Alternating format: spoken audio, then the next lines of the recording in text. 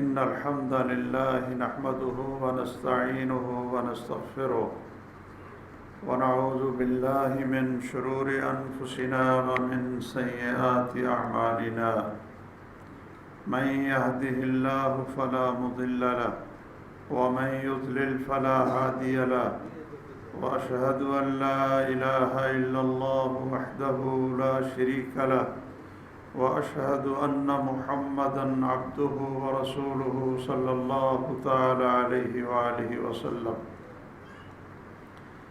أما بعد فإن خير الحديث كتاب الله وخير الهدي هدي محمد صلى الله تعالى عليه وآله وسلم وشر الأمور محدثاتها وكل محدثة بدعة وكل بدعة ضلالة وكل ضلالة في النار اللهم صل على محمد وعلى آل محمد كما صليت على إبراهيم وعلى آل إبراهيم إنك حميد مجيد اللهم بارك على محمد وعلى آل محمد كما باركت على إبراهيم وعلى آل إبراهيم إنك حميد مجيد أعوذ بالله من الشيطان الرجيم ويا قوم ما لي أدعوكم إلى النجاة وتدعونني إلى النار تدعونني لأكفر بالله وأشرك به ما ليس لي به علم وأنا أدعوكم إلى العزيز الغفار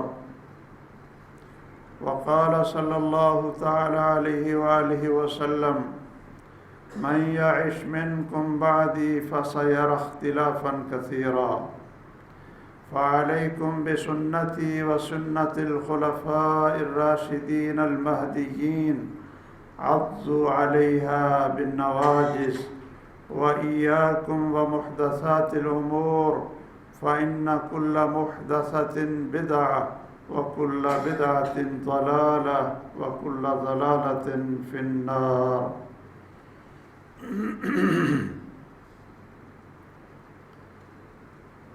پوری انسانی تاریخ میں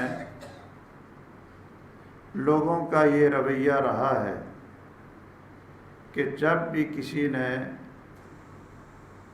معاشرے کے رسم و رواج سے ہٹ کر اور لوگوں کے عام عقیدے اور سوچ سے ہٹ کر کسی اچھائی کی دعوت دی ہے، حق اور ایمان کی دعوت دی ہے، تو لوگوں نے اس کو بدنام کرنے کے لیے اور لوگوں کو اس سے متنفر کرنے کے لیے اس پر مختلف قسم کے الزامات، اتہامات، جھوٹ اور بہتان باندھے ہیں، اور اس کی شہرت کو اتنا داغدار کیا جاتا رہا تاکہ عام لوگ اس کے قریب تو دور کی بات ہے اس کی بات سننے کے لیے تیار نہ ہوں۔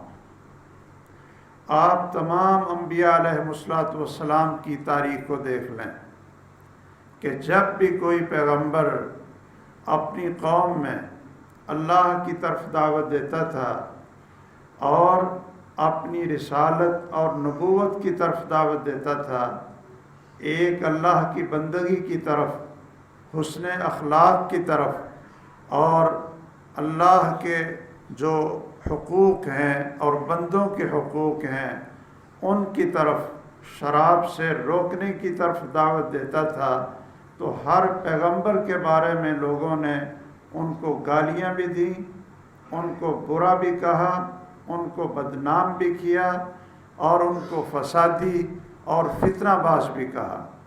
یہ قرآن مجید کے اندر یہ پوری تاریخ تمام انبیاء علیہ السلام کی موجود ہے۔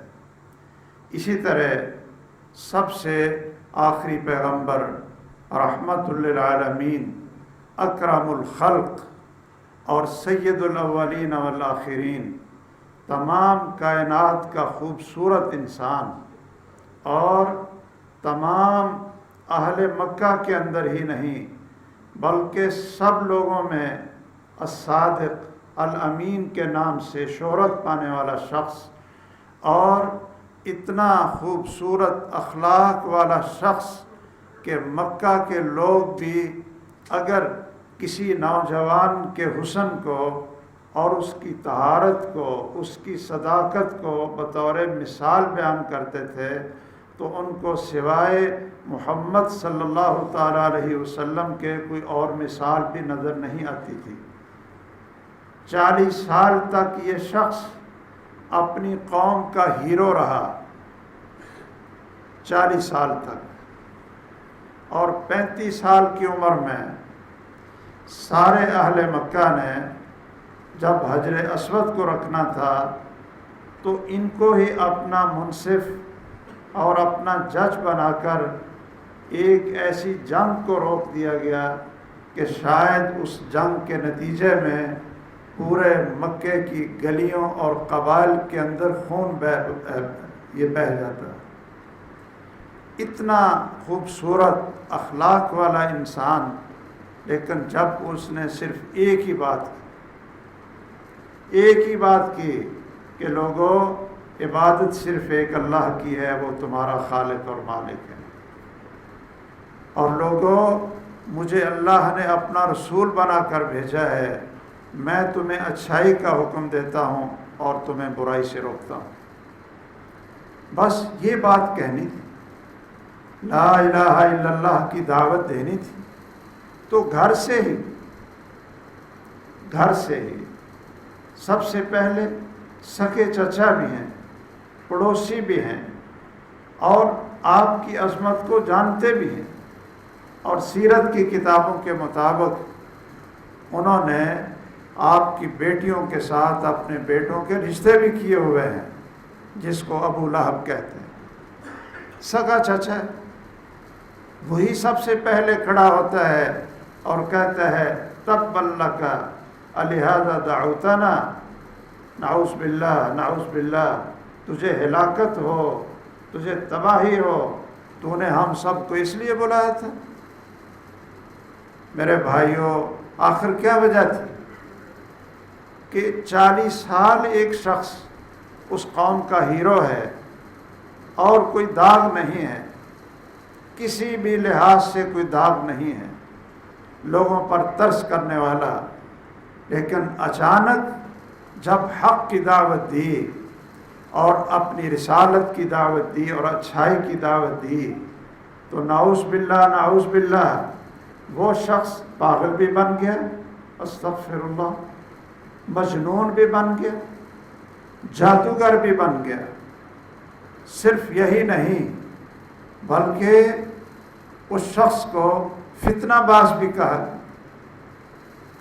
اس شخص کو مکہ کے گھروں میں لڑائی ڈالنے والا، تفریق ڈالنے والا، اور اس شخص کو یہ الزام بھی دیا گیا کہ یہ ہمارے معبودوں کو گالیاں نکالتے ہیں، یسب آلہتنا ویشتم آلہتنا، یہ ہمارے معبودوں کو گالیاں نکالتا ہے۔ رسول اللہ صلی اللہ علیہ وسلم نے تو کبھی کسی انسان کو گالی نہیں نکالی تھی۔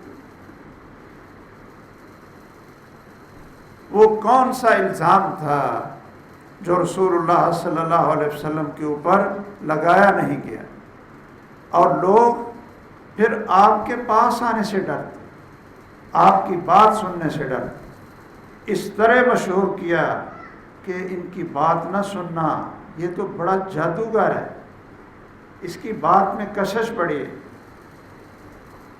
لوگ باہر سے آتے، خوف کے مارے ہوئے آپ کو ملتے نہیں تھے، اور چوری چھپے ملتے تھے کہ آپ کے بارے میں جو شہرت اہل مکہ نے بنا دی ہے کہ یہ فتنہ باز ہے اور اس کے قریب جاؤ گے تو تمہارے گھر میں بھی فتنہ ڈال دے گا۔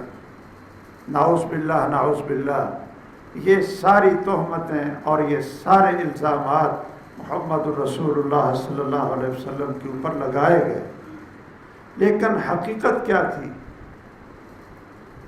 کیا یہ الزامات اور یہ اتہام حق تھے یا اس کائنات کا سب سے بڑا جھوٹ تھا؟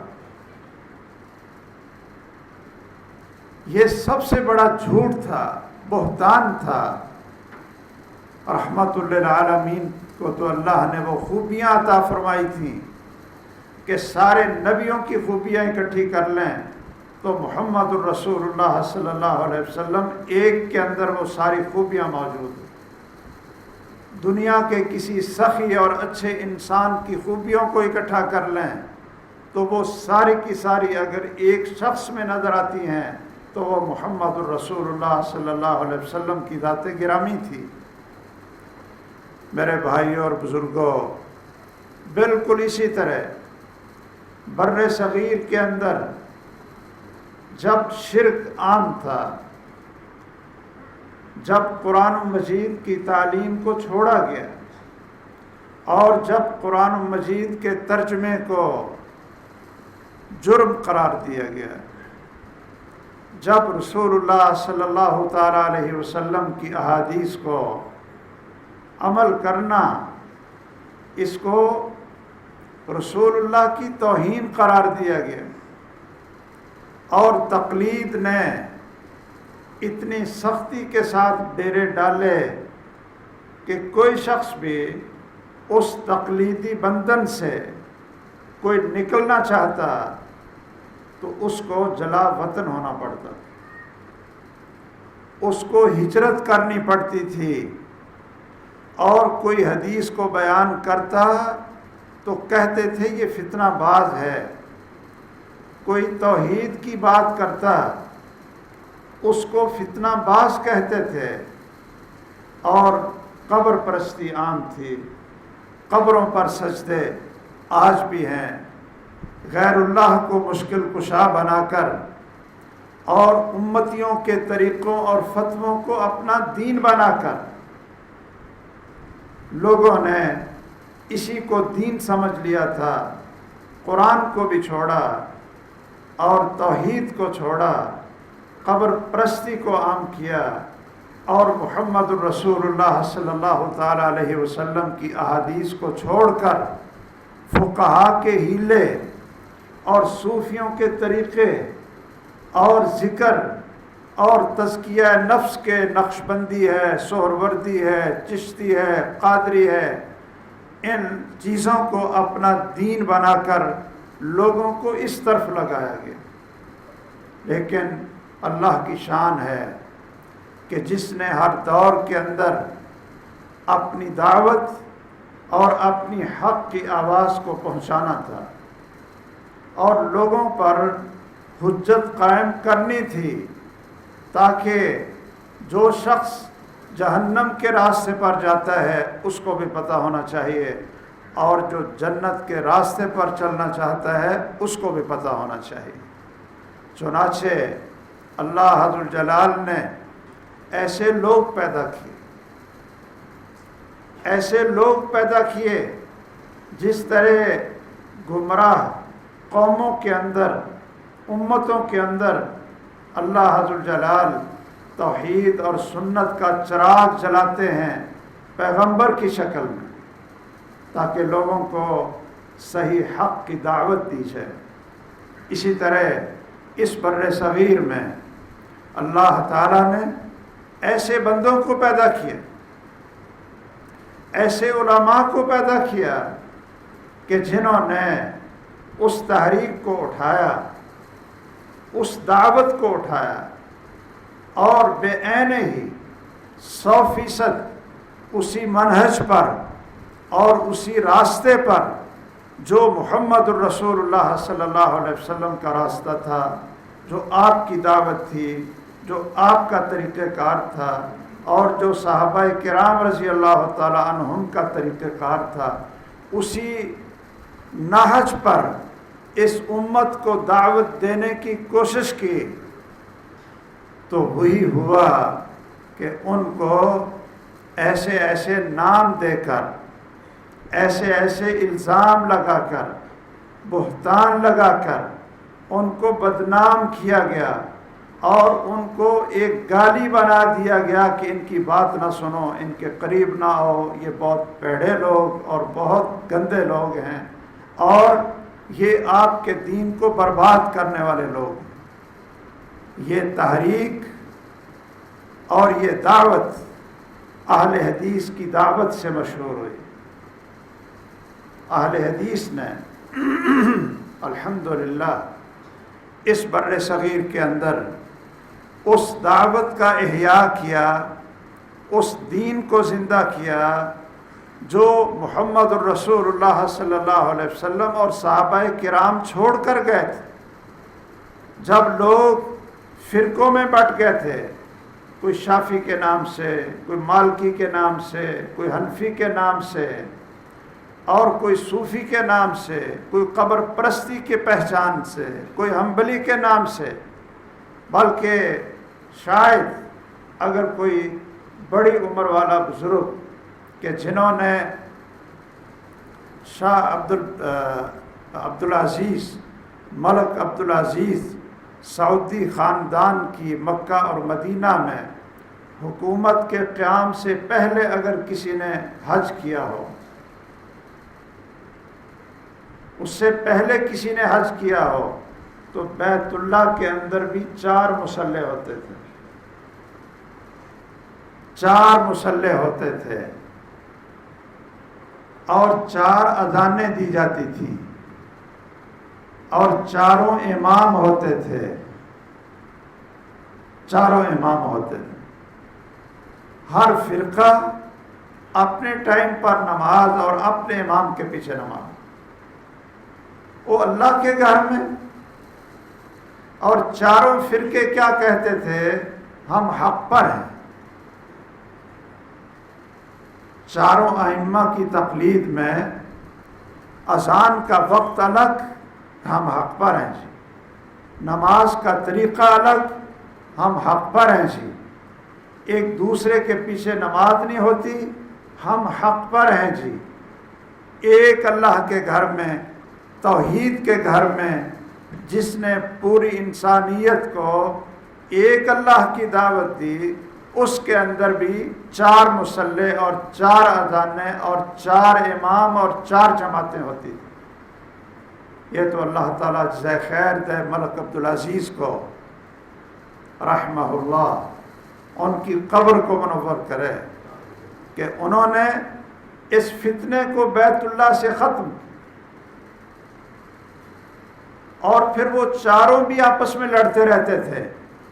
ایک کہتا تھا میرا مصلی حجر اسود کے قریب ہے، میں زیادہ حق پر ہوں۔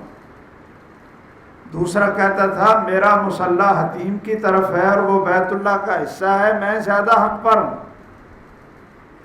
اور تیسرا کہتا تھا کہ میں رکن یمانی کے زیادہ قریب ہوں، میں مقام ابراہیم کے زیادہ قریب میرا مصلی ہے، تو تم میری طرف آ جاؤ۔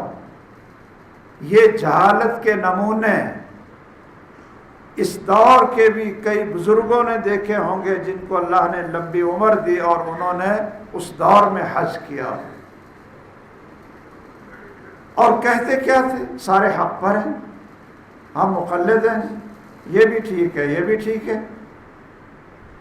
میرے بھائیوں، اسی طرح اس بر صغیر میں جب ہمارے اکابرین نے خالص قرآن اور سنت کی دعوت دی، قبر پرستی سے روکا، قبروں پہ سجدوں سے روکا، نماز کی دعوت دی اور رسول اللہ صلی اللہ علیہ وسلم کی سنت پر عمل کرنے کی دعوت دی، تو کیا کہا گیا؟ یہ وہابی ہیں، وہابی۔ اس کو ایک گالی بنا دیا گیا۔ یہ وہابی کا نام انگریز نے ہمارے نام لگایا، انگریز نے، اور بدنام کرنے کے لیے لگایا، اس لیے کہ انگریز کے خلاف بر صغیر میں سب سے مضبوط اور سب سے قوت والی تحریک ان کو نکالنے کے لیے اگر اٹھی، اور سب سے زیادہ جنہوں نے سکھوں کے خلاف پنجاب میں اور انگریز کے خلاف شہادتیں پیش کیں، وہ اہل حدیث تھے، وہ علماء صادق پور تھے، وہ علماء پٹنہ تھے، وہ بنگال کے علماء تھے، ہزاروں مدارس کے شیوخ الحدیث تھے۔ انہوں نے اس تحریک کے اندر چونکہ بڑی قوت سے حصہ لیا اور شہادتیں انہوں نے ڈالیں، تو ان کو وہابی تحریک کے نام سے بدنام کرنے کی کوشش کی گئی۔ اور کیا کہا گیا؟ وہی الزامات۔ کیا کہا گیا؟ کہ یہ لوگ رسول کے گستاخ ہیں، رسول اللہ کے گستاخ ہیں، اولیاء کے گستاخ ہیں، یہ لوگ فتنہ باز ہیں جی، یہ لوگ اولیاء کو نہیں مانتے جی، یہ لوگ اماموں کو نہیں مانتے۔ اور یہ باتیں پرانی نہیں رہ گئیں، یہ باتیں کوئی پرانی نہیں۔ آج بھی شاید پچھلی عید پر ایک فتویٰ میں نے بھی آپ کو بتایا تھا، ویسے ہمیں تو اس سے حقیقت نفرت ہوتی ہے ایسی باتیں کرنے سے۔ آپ نے کبھی فرقہ واریت کی نفرت کی باتیں اس اسٹیج سے اور اس منبر سے کبھی نہیں سنی۔ ہم صرف قال اللہ بیان کرتے ہیں اور قال رسول بیان کرتے ہیں۔ مجھے کوئی سامعین میں سے ثابت کر کے دکھائے کہ میں نے اپنی اس 35-36 سالہ اس منبر پر یہ خطابت اور اس تاریخ کے اندر کسی فرقے کا نام لے کر ان کو مشرک اور کافر کہا، یا کسی فرقے کا نام لے کر میں نے کہا ہو کہ ان کے پیچھے نماز نہ پڑھو۔ کوئی ثابت کرے میری تقریروں سے۔ لیکن آج بھی کیا ہے، یہ پچھلی عید پر میں نے شاید آپ کو بتایا تھا کہ ایک مفتی صاحب، یہ کوئی قرآن ٹی وی ہے جی، یعنی پتہ نہیں کوئی سبز پگڑیاں ہیں کہ ہری پگڑیاں ہیں، وہ ان سے پوچھا کہ اگر گائے کے اندر جو حصے ہیں ان میں ایک اہل حدیث ہو تو کیا اس گائے کی قربانی ہو جائے گی؟ اس نے کہا کہ ایک گائے کے 7 حصے ہیں، اس میں اگر ایک وہابی ہو ایک وہابی ہو تو وہ تو ساری کی ساری گائے کی قربانی ضائع ہو جائے گی۔ اور اگر وہابی خود ذبح کرے کسی جانور کو، خود ذبح کرتا ہے تو وہ تو سور اور خنزیر بن جائے گا، وہ تو بالکل حرام ہو جائے۔ یہ پچھلے سال کی بات۔ اب ان کو تو کوئی نہیں پکڑتا، ان کو تو کوئی نہیں پوچھتا۔ اور آپ نے ایک وہ بابا جی فوت ہو گئے، اللہ حضر جلال ان کے ساتھ جو ان کی نیکیاں اور ان کا معاملہ ہے وہ اللہ پر ہم چھوڑتے ہیں کہ اہل حدیث محبت رسول کے دعوے تھے۔ تحریک کی بنیاد محبت رسول تھی، اور بیٹھے بیٹھے جب اذان شروع ہوئی تو کسی نے کہا کہ بابا جی اذان شروع ہو گئی ہے تو اس کا جواب دیں۔ کہتے او اے وابیاں دی اذان ہے، ہاں وابیاں دی اذان ہے، اے سوراں دے سور نے انہاں دی کیڑی اذان۔ یہ اس دور کی بات ہے۔ مسجدوں کو دھویا جاتا تھا، ہمارے بڑے بزرگوں سے پوچھیں، رفع الیدین پر مسجدوں سے نکالا جاتا تھا۔ اور افغانستان کے اندر ہمارے اکابرین سید عبداللہ غزنوی، وہ غزنہ کے رہنے والے تھے افغانستان کے، اور ان کو صرف اس کی وجہ سے ہجرت پر مجبور ہونا پڑا۔ بادشاہ نے کہا کہ میں آپ کی جان کا تحفظ نہیں کر سکتا، آپ رفع الیدین کرتے ہیں اور یہاں کے پٹھان آپ کو قتل کر کے چھوڑیں۔ وہ وہاں سے ہجرت کی، اپنا غزنہ شہر چھوڑا اور آ کر دہلی میں امام شیخ الحدیث اور شیخ الکل میاں نذیر حسین کے پاس وہ اور زیادہ علم حاصل کرنے کے لیے آ گئے۔ لوگوں کے بازو توڑے گئے رفع الیدین کی وجہ سے۔ یہ گستاخ ہے، یہ گستاخ رسول ہے۔ یہ اولیاء کا گستاخ ہے۔ اور میرے بھائیوں، مجھے یہ بتائیے کہ جن لوگوں نے محمد الرسول اللہ صلی اللہ علیہ وسلم کی ایک ایک سنت کی حفاظت کی، ایک ایک حدیث کی حفاظت کی ہو، اور ایک ایک سنت پر حفاظت کے لیے اپنی جانوں کے نذرانے پیش کیے ہوں، وہ محمد الرسول اللہ صلی اللہ علیہ وسلم کے گستاخ ہو سکتے ہیں؟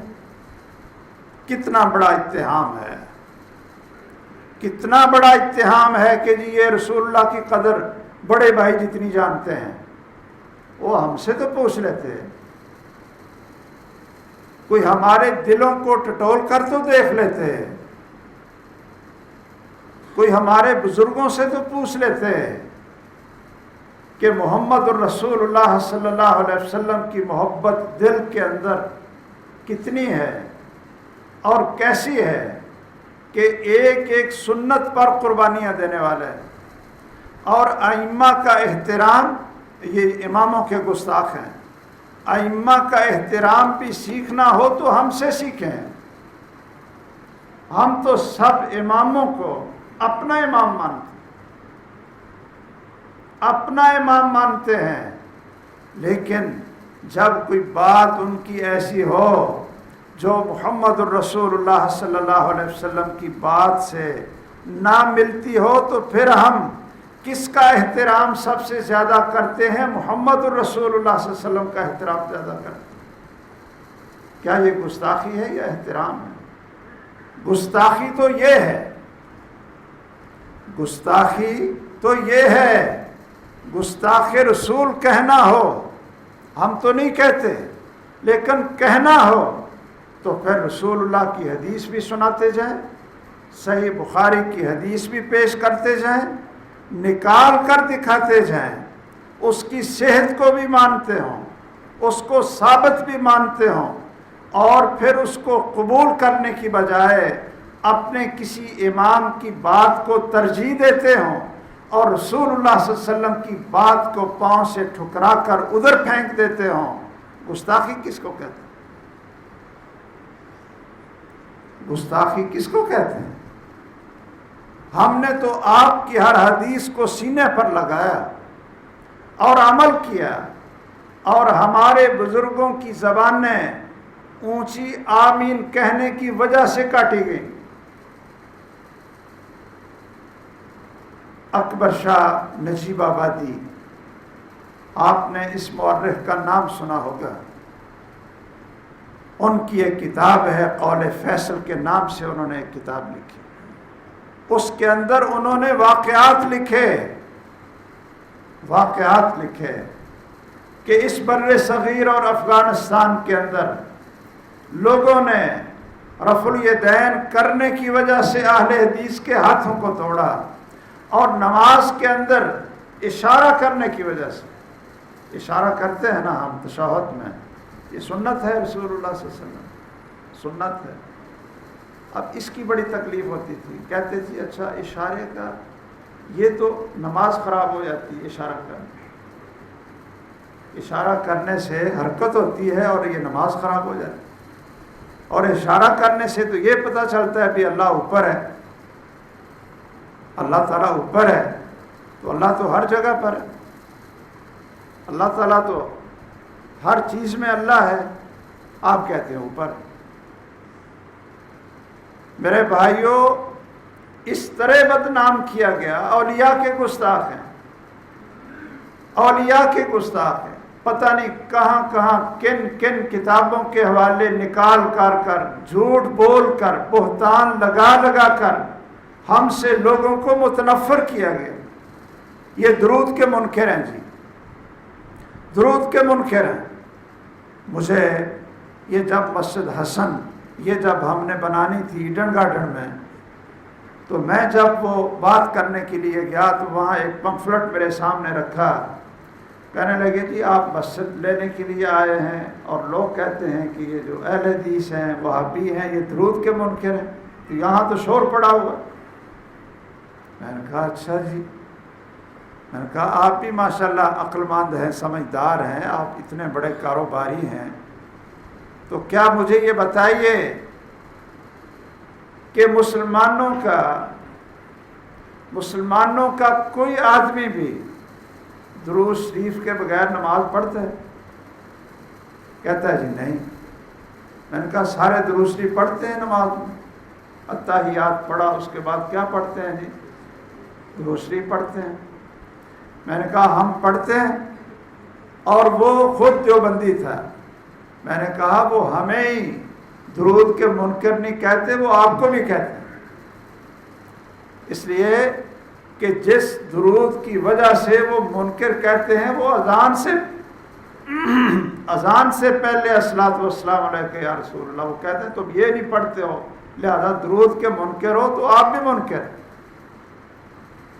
اور ویسے ہماری تو نماز نہیں ہوتی جب تک ہم محمد صلی اللہ علیہ وسلم پر اور آل محمد پر درود نہ پڑھ لیں۔ کیوں جی کسی کی نماز ہو جاتی؟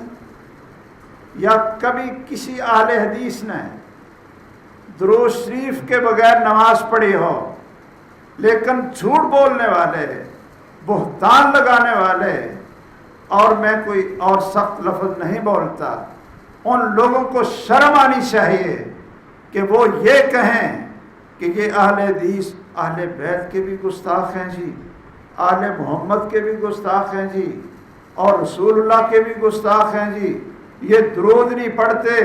وہ ظالموں ہم سے تو پوچھ لو، باہر بھونکتے ہو، کاش کہ ہمارے قریب آ کر، ہمارے پاس آ کر ہم سے تو پوچھ لیتے کہ تم درود کے منکر ہو کہ نہیں، اہل بیت کے منکر ہو کہ نہیں۔ ہم آپ کو بتاتے کہ ہماری تو کوئی نماز نفل ہو، فرض ہو، اتنی دیر تک ہوتی ہی نہیں ہے جب تک محمد صلی اللہ علیہ وسلم پر اور آل محمد کے اوپر درود نہ پڑھ لیا جائے اور سلام نہ پڑھ لیا جائے اور ان کے لیے برکتوں کی دعائیں نہ کر دی جائیں۔ میرے بھائیوں، یہ بڑے اتہامات ہمارے اوپر آئے، لیکن اللہ کا شکر ہے، اللہ نے اپنے دین کو قائم رکھنا تھا، اور ہمارے بزرگوں کی قربانیاں ہیں، قربانیاں، بڑی قربانیاں دی۔ مسجدوں کو دھوتے تھے کہ یہ وہابی آ گیا اور مسجد کو دو، اور 7 دفعہ دھو، جس طرح کتے کے جوٹے کو 7 دفعہ دھویا جاتا ہے۔ اور ایک مولوی تھا، مولوی عمر چھروی، وہ تو کہتا تھا، اللہ تعالیٰ ہدایت دے ان مولویوں، وہ تو آگ تھا، آگ، ایک فتنہ تھا۔ کہتا تھا کہ اگر روٹیوں کا ڈھیر پڑا، اس نے کتاب میں لکھا کہ روٹیوں کا ڈھیر پڑا ہو نا، اور اوپر سے اگر ایک کتا روٹی اٹھا لے تو 7 روٹیاں چھوڑ کر نیچے والی کھا لو، اور اگر کوئی وہابی روٹی کو ہاتھ لگا کر اٹھا لے تو وہ ساری کی ساری حرام ہو جائے، یہ کتے سے زیادہ پلید ہے۔ اس طرح لوگوں کے دلوں میں نفرت ڈال دی گئی، اور توحید سے دور کرنے کے لیے، سنت سے دور کرنے کے لیے رفع الیدین، یہ ہم کیوں کرتے ہیں؟ کوئی ہم سے پوچھتے، کوئی ہم سے پوچھ لیتے کہ آپ رفع الیدین کیوں کرتے ہو، تو ہم آپ کو بتاتے کہ ہم نے تو جب سے عبداللہ بن عمر کی حدیث پڑھی، مالک بن حویرث کی حدیث پڑھی، جب سے ہم نے 10 صحابہ کی وہ حدیث پڑھی رفع الیدین کی، جب سے ہم نے یہ پڑھا کہ ابو بکر بھی رفع الیدین کرتے تھے، عمر بن خطاب بھی رفع الیدین کرتے تھے، علی مرتضیٰ بھی رفع الیدین کرتے تھے، رسول اللہ صلی اللہ علیہ وسلم کی ساری زندگی کی سنت ہے، تو ہم نے اس کو شروع کر دی۔ ہم نے تو سنت زندہ کرنے کے لیے کہ جس کا اجر اور ثواب اتنا تھا، سچ فرمایا تھا رسول اللہ صلی اللہ علیہ وسلم نے کہ ایسا دور آئے گا کہ سنت پر قائم رہنا اس طرح ہوگا جس طرح ایک آگ کا انگارہ ہاتھ میں پکڑا جاتا ہے۔ اتنی لوگوں کو تکلیف برداشت کرنی پڑے گی۔ میں جب جس خاندان سے بچپن میں 10 سال کی عمر میں مجھے اللہ ذوالجلال نے اہل حدیث بنایا اور صحیح عقیدہ عطا کیا اور پڑھنے کا شوق پیدا ہوا۔ مجھے کہا گیا کہ یہ ہمارا لڑکا عیسائی ہوتا تو ہمیں اتنی تکلیف نہ ہوتی جتنا اس کے اہل حدیث اور وہابی ہونے سے تکلیف ہوئی۔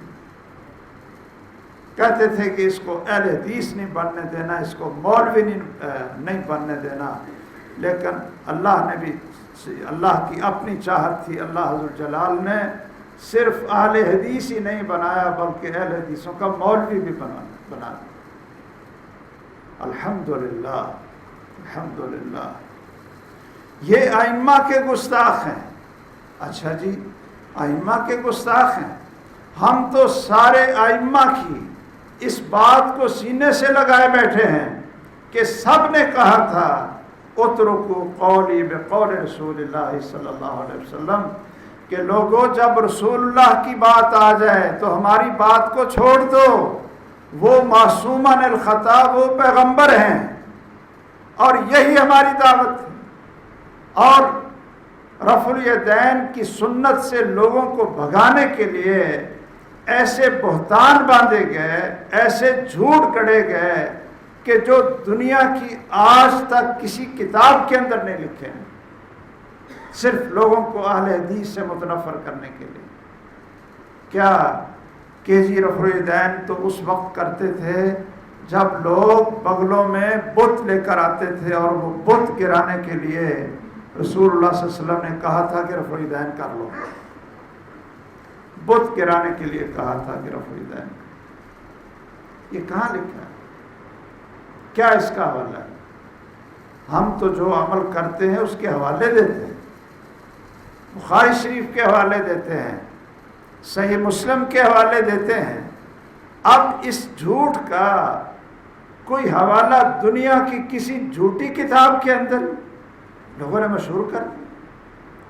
یہ کہاں سے مشہور کر دیا کہ جو شخص امام کے پیچھے سورۃ فاتحہ پڑھتا ہے اس کے منہ میں آگ ڈالی جائے گی؟ یہ کہاں سے بہتان بنائے گئے؟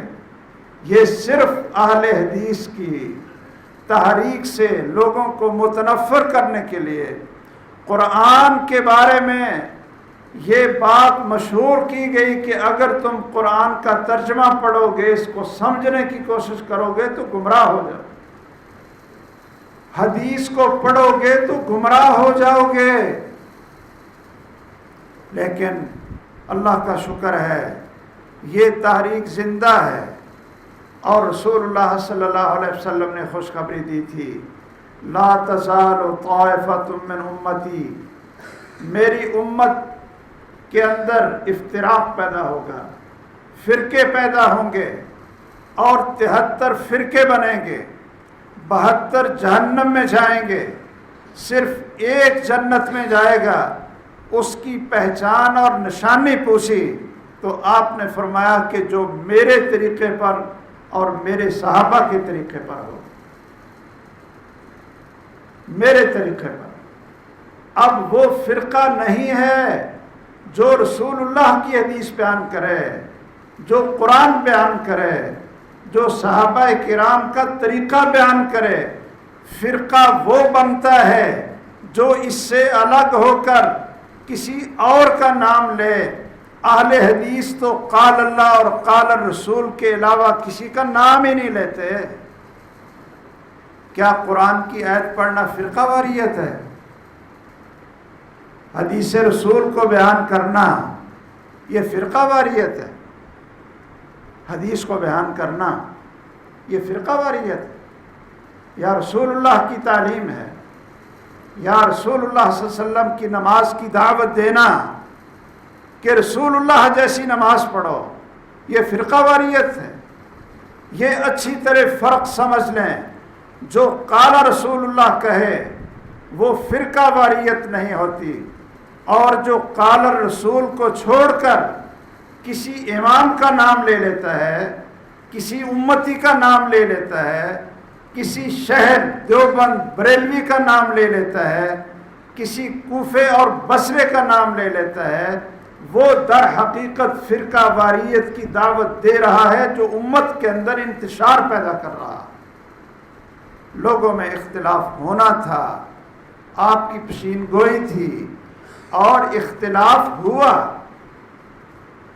لیکن کیا فرمایا تھا رسول اللہ صلی اللہ علیہ وسلم نے کہ جو شخص بھی میرے بعد زندہ رہے گا وہ دیکھے گا کہ لوگوں میں بڑا اختلاف ہوا ہے. تو اختلاف کے وقت، فرقوں کے وقت، فرقہ واریت کے وقت، اس فتنوں کے دور میں تمہارے لیے نجات کا راستہ فَعَلَيْكُمْ بِسُنَّتِي وَسُنَّتِ الْخُلَفَاءِ الرَّاشِدِينَ الْمَهْدِيِّينَ کہ تم نے میری سنت پر قائم رہنا ہے اور خلفاء راشدین کی سنت اور ان کے طریقے پر قائم رہنا ہے. ہمارا عقیدہ اللہ کی توحید ہے اور اللہ کی توحید کی دعوت ہے. ہم اللہ کے علاوہ کسی کو مشکل کشا نہیں مانتے، یہ ہمارا جرم ہے. ہم اللہ کے علاوہ کسی کو داتا اور غوث نہیں مانتے، غوث اعظم نہیں مانتے، یہ کوئی ہمارا جرم اور گالی ہے. میں آپ حضرات سے پوچھتا ہوں کہ جب ابھی داتا گنج بخش جسے کہتے ہیں کہ خزانے دینے والا، جب ابھی یہ پیدا نہیں ہوئے تھے تو اس وقت اس مخلوق کو خزانے کون دیتا تھا؟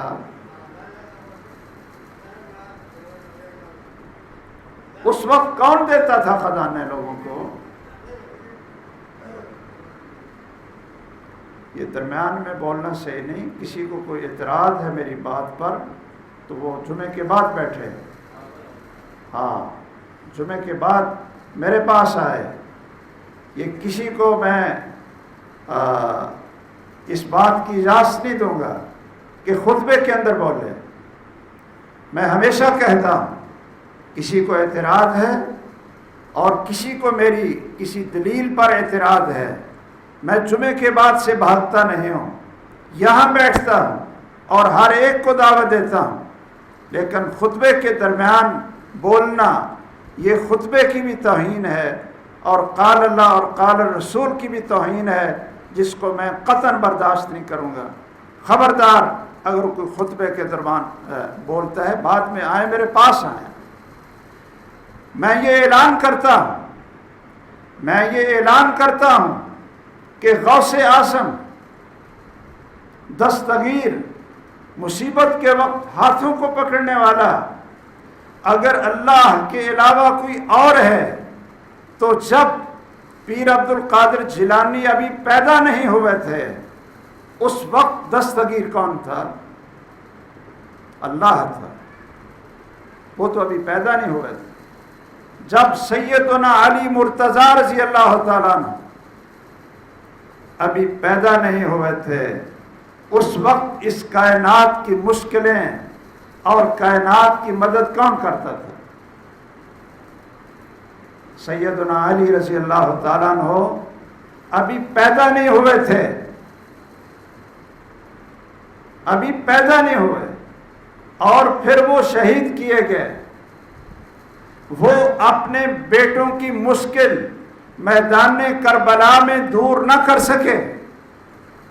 اگر وہ مشکل کشا ہوتے تو میدان کربلا میں سیدنا حسین رضی اللہ تعالی عنہ کی لاشیں نہ تڑپتیں، ان کے خاندان کے بچوں کی لاشیں نہ تڑپتیں، اور سیدہ زینب رضی اللہ تعالی عنہ وہ نہ پریشان ہوتی اگر سیدنا علی مشکل کشا ہوتے رضی اللہ تعالی عنہ. اگر وہ دنیا کے مشکل کشا تھے تو ان کی شہادت کے بعد بلکہ ان کے پیدا ہونے کے بعد اس دنیا کی مشکلات کو کون دور کرتا تھا؟ کوئی نام لے کر بتائے کہ وہ ابھی پیدا نہیں ہوئے تھے اور دنیا کی مشکلیں کس چیز سے حل ہو رہی تھی. اس لیے صرف ایک داتا ہے، ایک دستگیر ہے، ایک وحدہ لا شریک ہے، اور یہ فرقہ واریت نہیں بلکہ لا الہ الا اللہ کی دعوت، اور لا الہ الا اللہ کا معنی ہے اگر لا الہ الا اللہ کا معنی بیان کرنا فرقہ واریت ہے تو پھر انبیاء کی دعوت کو چھوڑ دیں۔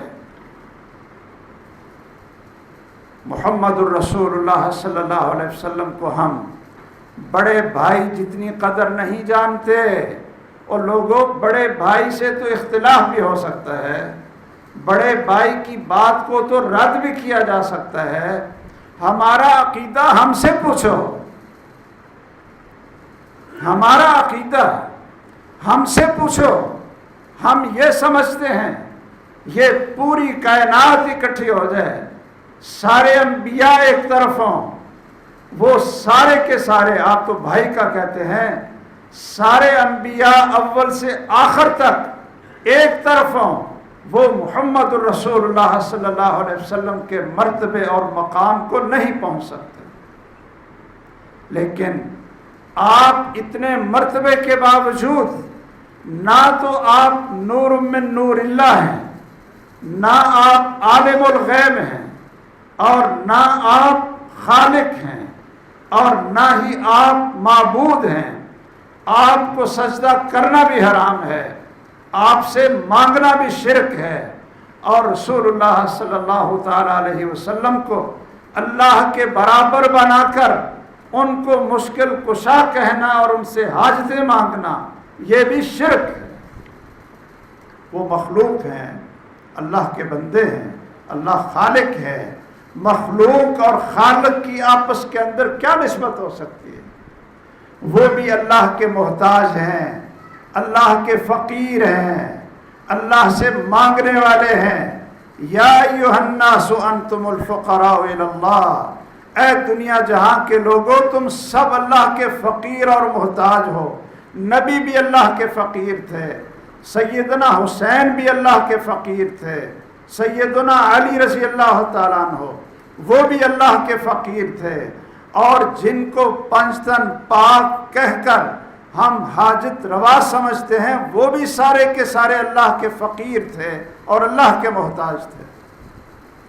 توحید کو سمجھنا یہ سب سے بڑا بنیادی عقیدہ ہے۔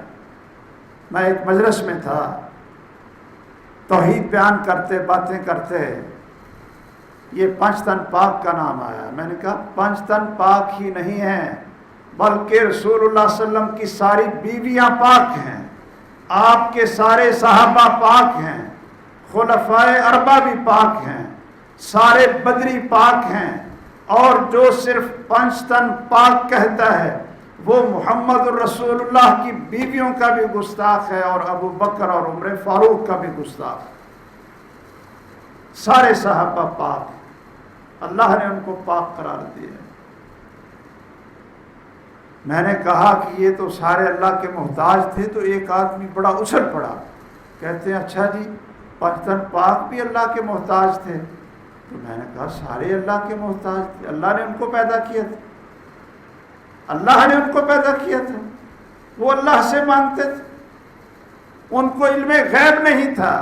سیدنا علی رضی اللہ تعالیٰ عنہ صبح کی نماز پڑھانے کے لیے گھر سے نکلے، اور دشمن وہ دیوار کی اوڑ میں چھپا ہے، سیدنا علی کو پتہ نہیں چلا، اپنی مشکل نہ دور کر سکے، ان کو پتہ نہ چلا کہ راستے میں دشمن چھپا ہوا ہے، اور صلاح صلاح کہتے ہوئے لوگوں کو کہ نماز نماز، وہ آ رہے ہیں، اور دشمن اچانک نکلا اور ان کے سر پہ تلوار ماری، سیدنا علی رضی اللہ تعالیٰ عنہ شہید ہو گئے۔ کوئی مشکل کشا بھی شہید ہوتا ہے؟ اور کبھی کسی نے داتا گنج بخش کو بھی قبروں میں دفن کیا ہے؟ یہ اللہ ذوالجلال ہے، کیا ان کی بھی نعوذ باللہ کو قبر ہے؟ سارے انبیاء کی قبریں ہیں، شہداء کی قبریں ہیں، فوت ہو گئے، شہید ہو گئے، اور ان کو مٹی میں دفن کیا گیا۔ وہ الہ نہیں ہیں، رب نہیں ہیں، ان کی عبادت اور پوجا شرک ہے۔ رسول اللہ صلی اللہ علیہ وسلم کی محبت ہم ساری مخلوق سے زیادہ، ہمارا یہ عقیدہ ہے کہ کہ محمد الرسول اللہ کی گستاخی کرنے والا وہ مرتد بھی ہوتا ہے اور دائمی جہنمی بھی ہوتا ہے، اس کا ایمان سے کوئی تعلق نہیں۔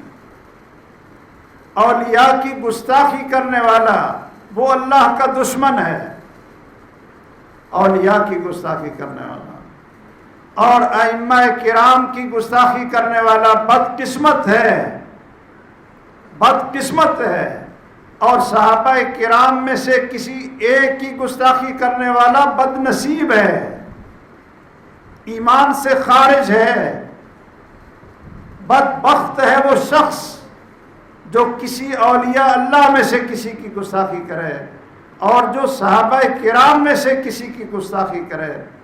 یہ تو اللہ نے فرمایا ہے من عادی لی ولیا فقد آذنتہ بالحرب، کہ جو میرے کسی ولی کے ساتھ دشمنی رکھتا ہے، اللہ فرماتے ہیں کہ میرا اس کے ساتھ اعلان جنگ ہے۔ ہم تو اولیاء کے بارے میں یہ عقیدہ رکھتے ہیں، کرامات کو ہم مانتے ہیں، لیکن ہم نے کبھی سمجھوتا نہیں کیا، نہ کریں گے، نہ کر رہے ہیں اللہ کی توحید پر اور محمد الرسول اللہ صلی اللہ تعالی علیہ وسلم کی سنت پر، آپ کی حدیث پر اور حق کو بیان کرنے پر نہ پہلے کبھی سمجھوتا کیا، نہ اب کریں گے، اور ہماری اللہ سے دعا ہے کہ اللہ ہمیں اس پر استقامت نصیب فرمائے کہ ہماری موت بھی توحید پر ہو اور ہماری موت سنت رسول پر ہو اور حرمت رسول پر ہو۔ جتنی قربانیاں حرمت رسول پر اہل حدیث نے دی ہیں، کسی اور کی کوئی قربانی نہیں ہے اس کے مقابلے میں۔ مولانا ثناء اللہ امرتسری کا نام آپ نے سنا ہوگا۔ جب رنگیلا رسول ایک کتاب لکھی گئی محمد الرسول اللہ صلی اللہ علیہ وسلم کی گستاخی پر، رنگیلا رسول، نعوذ باللہ نعوذ باللہ، اس کا جواب بڑے لوگوں نے دیا، لیکن مولانا ثناء اللہ امرتسری نے بھی دیا، جس کا نام کیا ہے؟ ہمیں تو پڑھنا چاہیے نا، سن سنا کر جی وہابی ہیں، وہابی ہیں جی، یہ خنزیر سے بدتر ہیں جی، ان کا ذبیحہ حرام ہے جی، ابھی تک فتوے دیتے ہو۔ اور کہاں ہے ایجنسیاں، کہاں ہے ایجنسیاں کہ جو قرآن ٹی وی میں اس طرح کے نفرت آمیز یہ فتوے چھپیں اور ہماری ایجنسیاں وہ بھنگ پی کر ساری خاموش ہو کر بیٹھی ہیں؟ مقدس رسول کے نام سے مولانا ثناء اللہ امرتسری نے کتاب لکھی اور دفاع کا حق ادا کیا، اور سید عطا اللہ شاہ صاحب بخاری رحمہ اللہ، سب کہو رحمہ اللہ، انہوں نے فرمایا تھا کہ مقدس رسول کتاب لکھنے کے بعد اگر مولوی ثناء اللہ امرتسری اور کوئی نیکی بھی نہ کرے تو اس کی نجات کے لیے اور محمد کی شفاعت کے لیے اس کو یہی کتاب ہی کافی ہے۔ اللہ اکبر۔ میرے بھائیوں، ذرا قریب آ کر دیکھو، کئی لوگ کہتے ہیں یہ جی سخت بڑے ہیں جی، اہل حدیث سخت بڑے ہیں جی، وہابی سخت بڑے ہیں جی۔ اچھا بھئی سخت کیا ہوتا ہے؟ حدیث بیان کرنا سختی ہے؟ حدیث بیان کرنا یہ سختی ہے؟ یہ تو حق ہے۔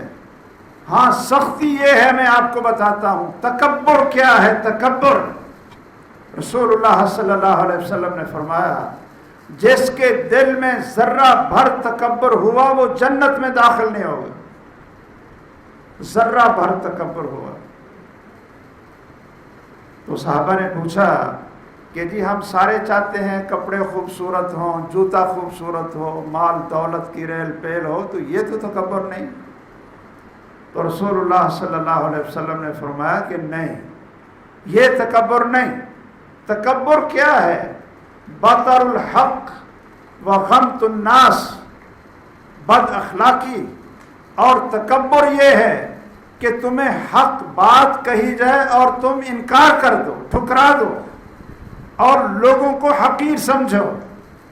ہم سارے لوگوں کو اپنے سے بہتر سمجھتے ہیں، اور اپنے سے زیادہ اللہ کے محبوب اور نیک سمجھتے ہیں، لیکن حق بات رسول اللہ کی حدیث حق ہوتی ہے یا نہیں ہوتی؟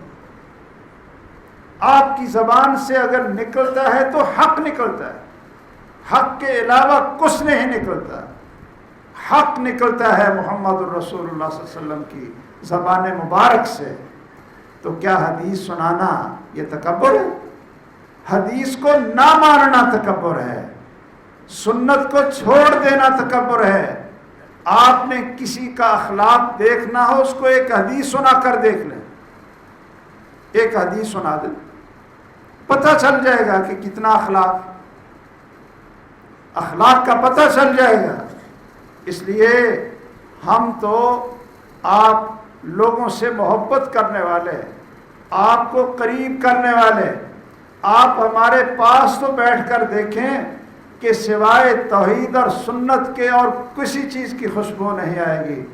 آپ ہمارے قریب تو آ کر دیکھیں، قال اللہ اور قال رسول کے علاوہ ہماری زبان سے کوئی اور دعوت اور کوئی پکار وہ جاری نہیں ہوگی۔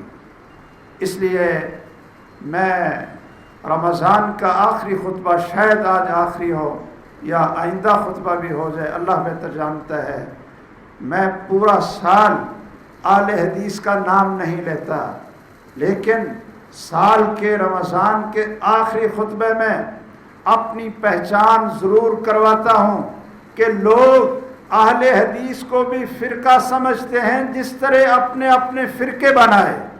ہم فرقہ نہیں ہیں، فرقہ وہ ہوتا ہے جو کسی امتی کی بات پر ڈٹ جائے، اور جو قال اللہ اور قال رسول کی دعوت دے وہ فرقہ نہیں ہوتا، وہ رسول اللہ کی جماعت ہے، وہ صحابہ کرام کی جماعت ہے۔ تو ہماری یہ دعوت ہے، میری یہ دعوت اور پکار ہے کہ آئیے توحید کو سمجھیں، قرآن کو سمجھیں، اس کا ترجمہ پڑھیں، قرآن کو دین سے سمجھیں، دین کو قرآن سے سمجھیں، اور دین کو محمد الرسول اللہ صلی اللہ علیہ وسلم کی حدیث سے سمجھیں۔ نماز پڑھیں، میں یہ نہیں کہوں گا جیسے چاہو پڑھ لو، میں وہ کہوں گا جو محمد الرسول اللہ نے کہا کہ صلو کما رأیتمونی اصلی، کہ جس طرح محمد کی نماز ہے محمدی نماز پڑھو۔ یہ فرقہ واریت ہے۔ فرقہ واریت یہ ہے کہ یہ کہے کہ جی حنفی نماز پڑھو، یہ فرقہ بن جائے گا۔ کوئی کہے شافی نماز پڑھو، مسجدوں کے اندر اشتہار لکھے ہوئے ہیں کہ یہ حنفی نماز ہے، یہ حنفی نماز کے اوقات ہیں۔ ہم کہتے ہیں کہ یہ فرقہ واریت کی دعوت ہے کہ حنفی نماز پڑھو، شافی نماز پڑھو، حنبلی نماز پڑھو، مالکی نماز پڑھو، اور اصل اتحاد کی دعوت یہ ہے کہ محمدی نماز پڑھو۔ یہ اتحاد کی دعوت ہے۔ تو ہماری دعوت اتحاد کی دعوت ہے، اتفاق کی دعوت ہے۔ سارے کسی امام کے نام پر اکٹھے نہیں ہو سکتے۔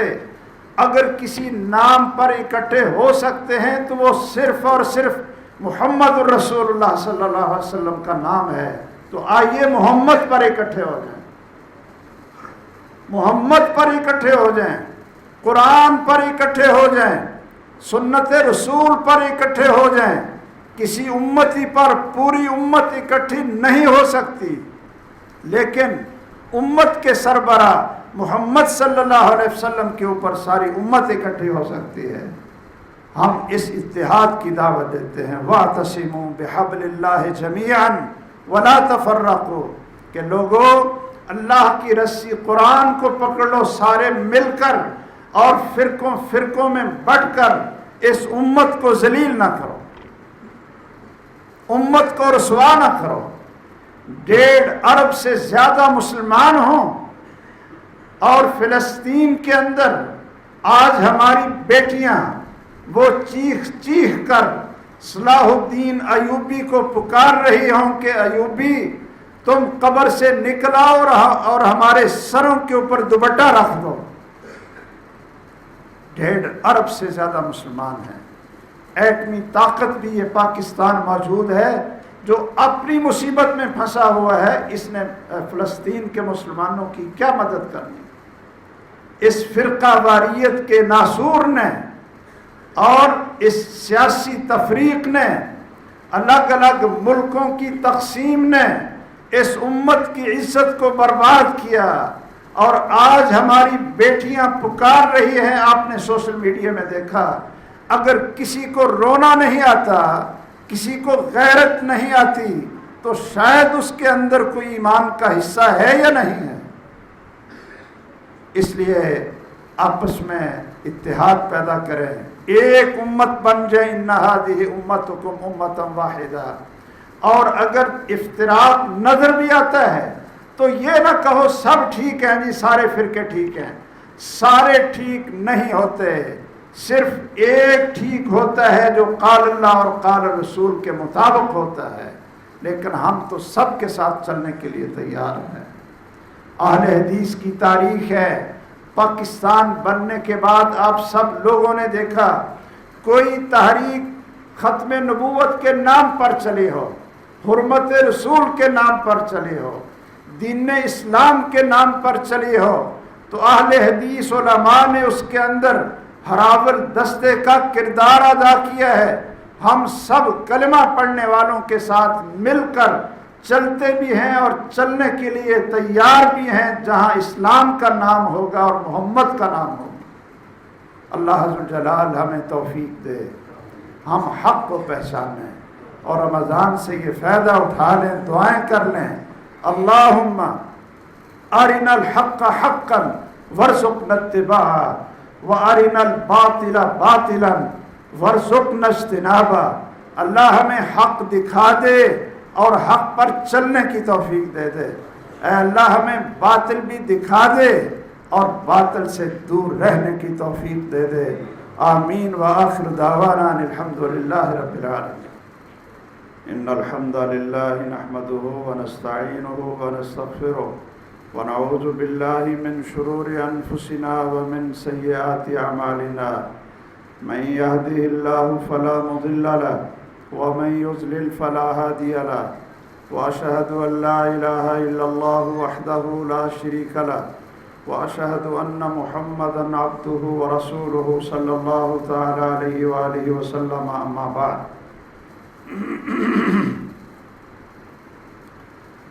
یہ آخری عشرہ گزر رہا ہے، 2 راتیں طاق راتیں گزر گئی ہیں اور 3 طاق راتیں باقی ہیں۔ کوشش کریں ان ساری راتوں میں جو باقی رہ گئی ہیں اعتکاف بیٹھ جائیں۔ 7 دن بھی آپ اعتکاف بیٹھ سکتے ہیں، 5 دن بھی آپ اعتکاف بیٹھ سکتے ہیں۔ اللہ سے دعائیں بھی کریں، اپنے گناہوں کی معافیاں مانگیں، اپنے ملک کے لیے، پوری امت مسلمہ کے لیے، فلسطین کے مسلمانوں کے لیے، کشمیر اور پوری دنیا میں مسلمانوں کے لیے کثرت کے ساتھ دعائیں کریں، اور لیلۃ القدر کو تلاش کریں۔ اور لیلۃ القدر میں قیام کے ساتھ ساتھ، تلاوت کے ساتھ ساتھ، دعاؤں کے ساتھ ساتھ ہر نیکی کا عمل کریں، وہ 83 سال 4 مہینے کی عبادت سے بہتر ہے۔ عام لوگ یہ سمجھتے ہیں کہ صرف قیام کرنا، جاگتے رہنا یا تلاوت کرنا ہی 83 سال کی عبادت سے بہتر ہے۔ لیلۃ القدر خیر من 1000 شہر۔ میں ساتھ یہ اضافہ بھی کرتا ہوں کہ اگر آپ لیلۃ القدر کو 100 روپیہ خرچ کریں گے، 3 راتیں رہ گئی ہیں، 100 روپیہ تو آپ کسی یہ مستحق کو دے سکتے ہیں نا۔ لیلۃ القدر کو 100 روپے خرچ کریں گے تو یہ 83 سال 4 مہینے کے 100 روپیہ خرچ کرنے سے بہتر ہے۔ تو آپ حساب لگائیں ذرا کتنا اجر ملے گا بھائی۔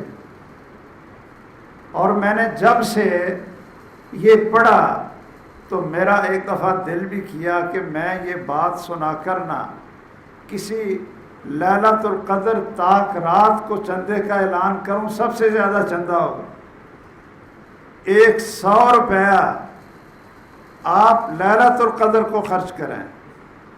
اور 83 سال 4 مہینے، 83 سال 4 مہینے، یہ پتہ نہیں 100 کریں تو کتنے بنتے ہیں. تو یہ لیلۃ القدر کی نیکی 83 سال 4 مہینے سے بہتر ہے، اور یہ ہر قسم کی نیکی ہے، صرف قیام اور تلاوت قرآن ہی نہیں ہے. تو آئیے ذرا کچھ دن رہتے ہیں، اللہ تعالیٰ اس میں توفیق عطا فرما دے. آگے فطرانہ بھی آ رہا ہے، وہ آپ مسلمان ماشاءاللہ 2.25 سیر کے حساب سے 2 کلو 100 گرام جو چیز آپ گھروں میں کھاتے ہیں وہ آپ لوگوں میں فقراء میں تقسیم کریں. یہ حق ہے روزوں کا، اور اللہ حضر جلال کے رسول صلی اللہ علیہ وسلم کا حکم ہے. بعض لوگوں نے جنت کے شارٹ کٹ رستے بنائے، دین سے جان چھڑانے کے لیے ہیلے بنائے، اور یہ علماء سو اور بدترین علماء اور انسانی شکل میں شیطانی علماء کہ جنہوں نے یہ کہا کہ قضا عمری کر لو، قضا عمری کر لو تو سارے سال کی نمازیں وہ آپ کی معاف، سارا سال بے نماز، اور رمضان کے آخری جمعے میں جمعہ پڑھ کر 5 نمازیں پڑھ لیں تو ساری عمر کی نمازوں کی قضا ہو گئی. اب یہ فتویٰ اور ہیلہ لوگوں کو بے نماز بنانے کے لیے، بے دین بنانے کے لیے ہے یا نہیں ہے، یہ مجھے بتاؤ. قضا عمری کہ آخری جمعے میں 5 نمازیں پڑھ لو، آج عصر کے بعد، جمعے کے بعد فجر کی اور ظہر کی اور ایک عصر مغرب عشاء کی نمازیں پڑھ لو تو ساری عمر کی جو نمازیں ان کی قضا ہو گئی. کیسا دین ہے؟ کیا یہ محمد کا دین ہے یا لوگوں کو بے دین بنانے کی سازش ہے؟ کس حدیث کے اندر ہے یہ؟ کس قرآن کی آیت ہے؟ ہاں، میں یہ کہتا ہوں کہ اللہ کی طرف سے یہ انعام ہے کہ آپ کو تو 5 نمازیں پڑھنے کی بھی ضرورت نہیں ہے قضا عمری کے لیے. آپ کو توبہ کی ضرورت ہے، استغفار کی ضرورت ہے. اگر آپ آج عزم کر لیتے ہیں کہ ہم آج کے بعد نماز کو چھوڑیں گے نہیں، اور ندامت ہے جو ہم نے چھوڑی ہے، اللہ ہمیں معاف کر دے، تو اللہ کی رحمت اتنی وسیع ہے کہ 5 اب پڑھنے کی پچھلی ضرورت نہیں، اللہ پچھلے گناہوں کو بھی نیکیوں میں بدل دیں گے. آپ عزم کر لینا، ہم آج کے بعد کوئی نماز نہیں چھوڑیں گے. عبداللہ ابن عباس اس آیت کی تفسیر میں کہتے ہیں، نبّئ عبادی انی انا الغفور الرحیم، میرے بندوں کو بتا دو کہ میں بڑا بخشنے والا مہربان ہوں. اس آیت کو بیان کیا تو کہنے لگے عبداللہ ابن عباس، ہمارے پاس بھی کوئی عمل نہیں، یہی ایک امید ہے.